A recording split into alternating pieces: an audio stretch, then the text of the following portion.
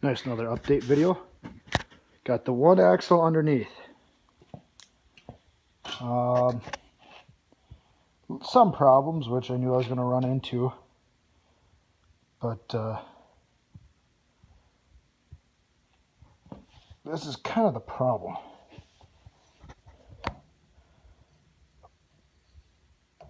You see, no, you kind of see. The problem is the bolt patterns. The front one here is narrower than this one. This one's further apart. This one's closer together. Because these two are the same. This one, you see, isn't. This one's closer together. This one's further apart. Because of, let's see if I can get right there. There's no U-bolt there. It actually just bolts into the axle housing. And there's that issue. Also, this one's a little wider because it's got to go around this part of the casting for the differential, the pumpkin, instead of the axle tube.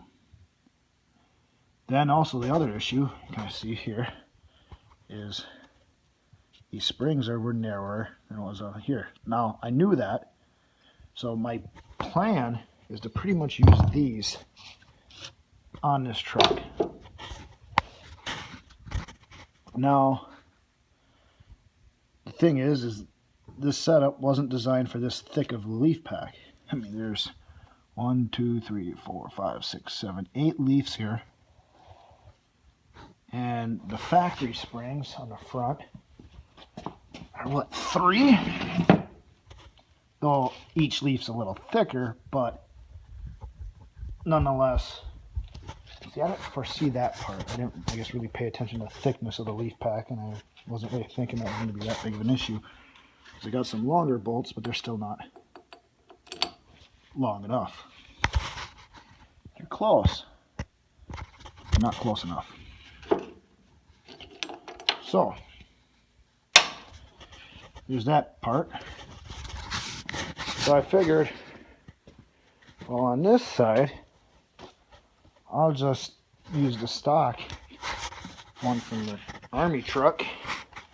Except now the problem is here where it's wider, for the wider springs, you both don't want to go in. Because I'd like to bolt this in a little bit so I can still do some moving around without worrying about the axle kicking under and falling in the truck. Giving myself a huge headache, in other words, is what I'm afraid of. I don't want to do that. Then, I knew the steering was going to be an issue in this whole project. And I was foreseeing this issue. I was just hoping that I could rig something together. And right now, I am out of ideas.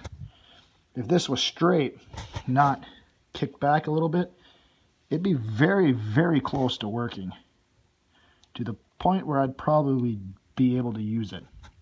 Unfortunately, that little bit it kicks in makes this useless, because it's probably like a couple inches off.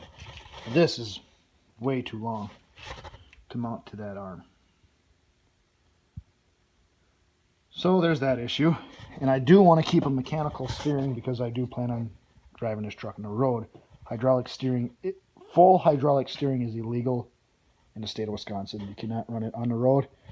You can run hydraulic assist, you just can't run full hydraulics. And a state trooper around here will know that. So I can't even like BS my way out of it. Plus for safety reasons.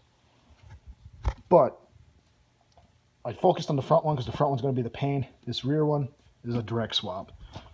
Leaf pack is the same width. Same distance and perches, everything. The only difference I foresee having the back here is going to be just different U-bolt lengths.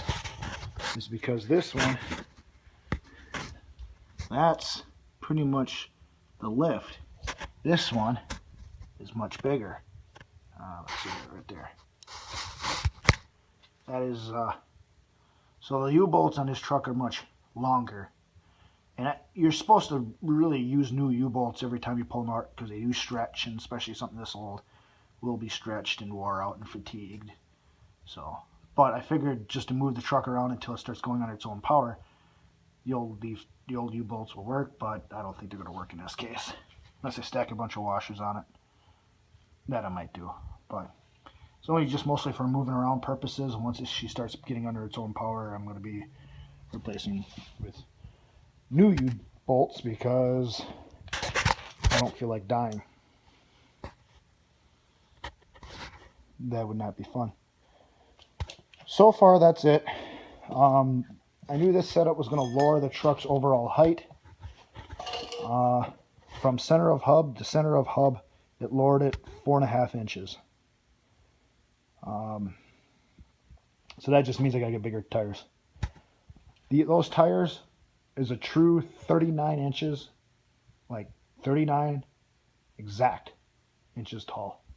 Because I had a set of 40-inch groundhogs, well, they're like 39.5-inch groundhogs, but they really don't measure a true 39.5 inches. They're like 37 3/4 or something like that. Because those tires were smaller than what the tires were on this truck. I no longer own my groundhogs, but that's where that is. I just wish I had something better right there, because I had a buddy who does some welding for me, weld up some motor mounts. I want to try it out.